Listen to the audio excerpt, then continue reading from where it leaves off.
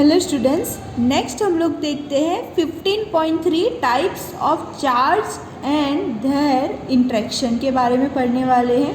हम जो ऑब्जेक्ट को चार्ज कर रहे हैं ना, उसके टाइप्स एज वेल एज उनका जो इंटरेक्शन है वो किस तरह से होता है उसके बारे में पढ़ेंगे। 15.3 के अंदर हमें एक्टिविटीज़ दिया गया है, दो एक्टिविटी है ए एंड बी करके। हमें क्या करना है, इन्फ्लेट 2 बलून्स एंड उसको हमें वॉल्स पे इस तरह से हैंग कर देना है कि ताकि दोनों टच नहीं हो पाए। ओके, यहाँ पे आपको फिगर में दिखाया ही गया है। फिर हमें बलून्स को वुलन क्लॉथ के साथ अच्छी तरह से दोनों को जो है वो रब कर देना है। कोई भी आप वुलन क्लॉथ्स ले सकते हो। ओके, जब हम बलून को वुलन क्लॉथ्स के साथ रब करेंगे और यहाँ पे देखो ये पोजीशन ऐसी है जब हमने रब नहीं किया, फिर रब करने के बाद आप देखोगे तो जो बलून है वो एक दूसरे के साथ में ऐसे इस तरह से अट्रैक्ट नहीं होंगे, ऐसे दूर जाएंगे। ओके, यहाँ पे हमने वुलन क्लॉथ्स के साथ जो है वो दोनों को रब किया है, तो ये ऑब्जर्वेशन देखने को मिला कि बलून्स जो है वो रिपेल होता है एक दूसरे के साथ में। यहाँ पे इस बलून्स का जो चार्ज होता है वो रिपेल होता है। तो हमने यहाँ पे वुलन क्लॉथ्स, दोनों को वुलन क्लॉथ्स से ही रब किया है स्टूडेंट्स, इसीलिए ऐसा होता है। नेक्स्ट एक्टिविटी भी सेम है कि आपको क्या करना है, आपको यहाँ पे यही सेम एक्टिविटी रिफिल्स के साथ करना है कि आपको एक रिफिल लेना है और उसको पॉलीथीन के साथ रब करना है। और यहाँ पे ग्लास टम्बलर जो लिया है उसमें एज इट इज़ रख देना है। केयर यही रखनी है कि आपने जो एंड रब किया है वो आपको टच करना नहीं है। नेक्स्ट आपको दूसरा रिफिल लेना है और उसको भी आपको सेम पॉलीथीन से ही आपको रब कर देना है। और यहाँ पे हमें क्या करना है, उसको इट मीन्स दोनों रिफिल को यहाँ नज़दीक लेकर जाना है, फिर देखना है कि क्या होता है।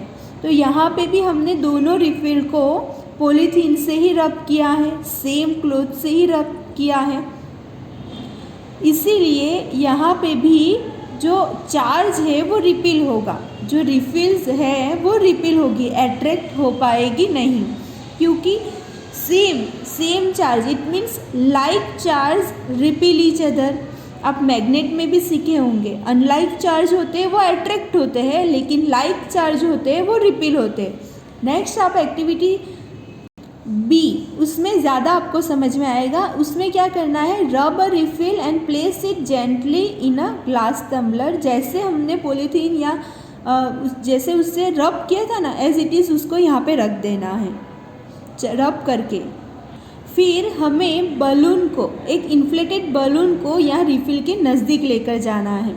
तो यहाँ पे जो चार्ज है वो अनलाइक है, इसीलिए ये दोनों चार्ज अनलाइक होने की वजह से दोनों अट्रैक्ट होंगे एक दूसरे के साथ में।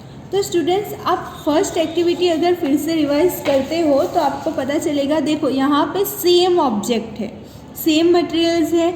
हमने ये जो बलून्स हैं दोनों को वुलन क्लॉथ से हमने रब किया था। सेम मटेरियल होने की वजह से दोनों पे चार्जेस क्या आएंगे, लाइक चार्ज होगा, सेम चार्ज होगा। यहाँ पे भी रिफिल में यही होता है। तो इससे कंक्लूजन यही निकला कि जो लाइक चार्ज होते हैं वो ऑलवेज रिपेल करते हैं, लेकिन जब अनलाइक चार्ज होते हैं वो ऑलवेज अट्रैक्ट करते हैं। यहाँ ये एक्टिविटी के अंदर जो चार्जेस है वो दोनों अलग अलग काइंड्स के, इसीलिए यहाँ पे जो है वो अट्रैक्शन हुआ, क्योंकि डिफरेंट काइंड के दोनों चार्ज है।